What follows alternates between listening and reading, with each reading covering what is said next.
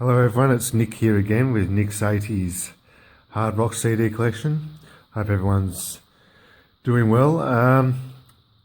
The band we're going to look at today is a band that actually came from New Jersey, and well, you can see them right now, so I don't really have to introduce them.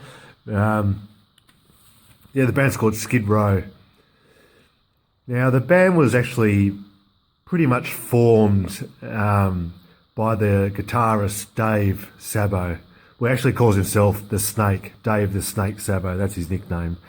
So everyone calls him Dave the Snake Sabo. Anyway, he's a guitar player, and he was actually good friends with Bon Jovi, John Bon Jovi, more to the fact. So there's one of Bon Jovi's classics albums.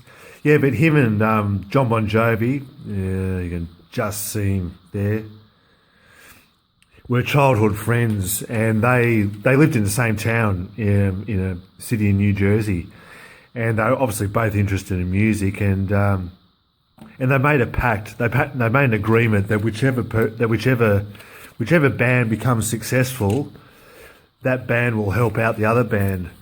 So of course, Bon Jovi became successful, and they helped Skid Row out. They helped Skid Row get a record deal, and they also took Skid Row out on tour with them back in '89. So, and also Dave Sabo, the guitar player out of Skid Row, he was actually going to be the guitarist in Bon Jovi. It's a black and white photo, so it's a bit hard to see his face, but that's Dave Sabo in the middle there. He was going to be the guitar player of Bon Jovi, but John Bon Jovi said, no, I reckon you should form your own band. So, Dave Sabo could have been the guitarist for Bon Jovi. But anyway, Skid Row came from New Jersey, and they released this self-titled album back in 1989. And this had, straight away, immediate, massive success. There was a few people that tried to sort of not put them down, but they didn't really give them credit, saying that Bon Jovi helped them out. That Skid Row didn't really pay their dues, so to speak. They didn't do the hard work to get noticed, which I think is very unfair. Yes, they did have help from John Bon Jovi, but they also did play, live gigs around, and tried to get a name for themselves. So, of course, getting help to get a record deal is important, but I can good on them for getting it, and they proved everyone wrong in regards to this massive, very good album. It's self-titled, and as I said, released in 1989, and it had hit singles, Youth Gone Wild, 18 and Life, and the really big power ballad, I Remember You. You'll probably remember it if you took a listen to it. But I'll just go through the band members. You can sort of see them. As I said, it's a black and white photo. But on the far left there, you got Scotty Hill, guitarist. Next to him is Robert Fuso, drummer. In the middle there is Dave the Snake Sabo, guitars. Next to him is Sebastian Bach, the lead singer. And on the end there is Rachel Bolan. That's not his real name. He calls himself Rachel. I don't know his real name, but he's a bass player. Now, I must mention Sebastian Bach there, the second from the right. He has an enormous voice, an unbelievable voice. He can get really high notes, and he's a phenomenal singer. And I've actually watched a lot of videos with him, a lot of videos of him, and he's a really funny guy. He's an absolutely hilarious guy. But so there you go, 1989. This went multi-platinum, this album, multi-platinum album sales, and they toured with the likes of, as I said, Bon Jovi, Motley Crue, LA Guns. They toured, and they also toured with a really heavy band called Pantera. So Pantera was so impressed with Skid Row that they went on tour with them. So they did really well for themselves in regards to touring with real heavyweight bands. And I actually heard that these guys were very well liked. They were very easygoing, and a lot of people were happy to be in their company because they were just really nice guys, from what I heard. And they didn't have big egos or bad attitudes. They were just really down to earth.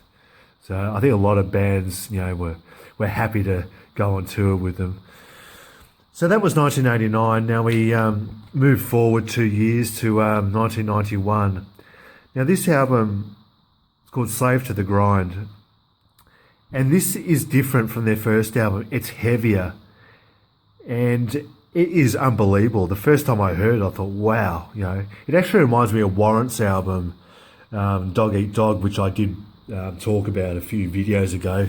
Actually, here it is amongst my mess of CDs. Yeah, Warrant's Dog Eat Dog, which I said was really heavy, heavy compared to their last previous two albums. And this is exactly the same with Slave to the Grind. It's heavy and it's a bit darker. It doesn't have those sort of party anthems as the first album did. But it really shows Skid Row just maturing as a band. And I know I use that word all the time. This band matured, that band matured, but it's true. And it's a really great album, and it just shows the band really coming into themselves. And they had, and this actually debuted at #1 on the American Billboard charts. So that's pretty good for 1991. When this kind of music was, pretty, on its way out. But they had hits like Monkey Business, Quicksand Jesus, Wasted Time. Now I saw these guys when they toured with Guns N' Roses back in 1993, and I told you guys this when I previewed Guns N' Roses. I saw Skid Row. They opened for Guns N' Roses when Guns N' Roses played in Melbourne in 1993, and Skid Row, they absolutely rocked. They came on stage and they never stopped.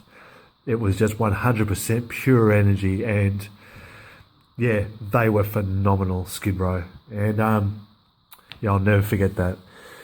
So we had Slave to the Grind and multi-platinum album again. Now, after this album, they did release another album. Now, I used to have it, but I don't have it anymore. It was called Subhuman Race. Now, that was released about 95. But it didn't really do much because of the grunge, era. And to be perfectly honest with you, I can't really remember what it sounds like. It's been so long since I had the CD and I listened to it, so I can't really give you a proper description what it sounds like because...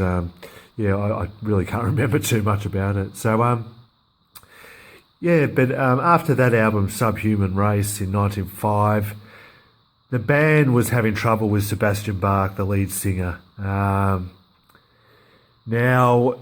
there's different stories.